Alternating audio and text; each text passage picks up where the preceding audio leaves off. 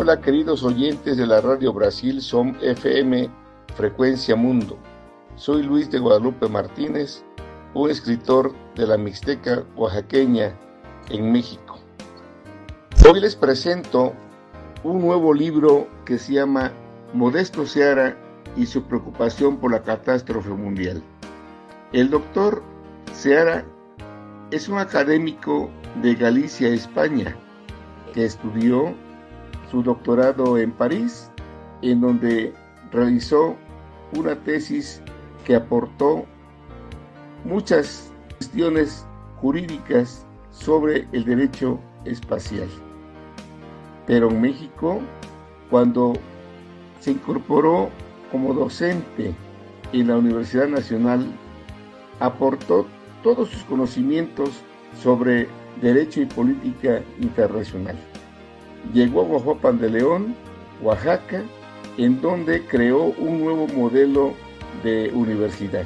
Este nuevo modelo, que ha sido copiado en varias partes del mundo, tiene como característica especial el que se preocupó por generar nuevos profesionistas, pero no para competir solamente en el mercado laboral nacional e internacional, sino que agregó el ingrediente de que debían formarse en una convicción y en una preocupación por la protección del medio ambiente.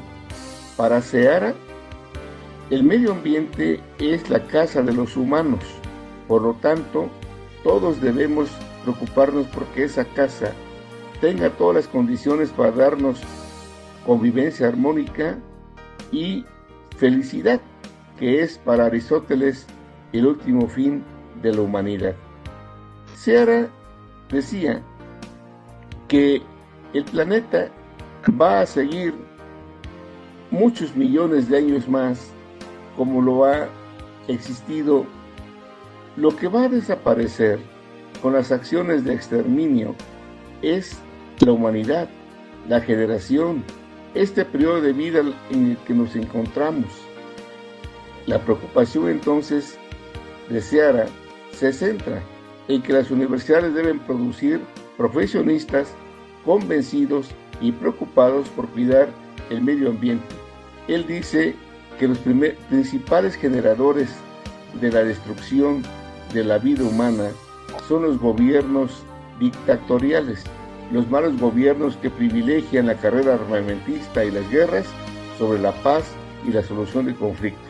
Esta es la visión de Modesto Seara y esto planteo en este libro.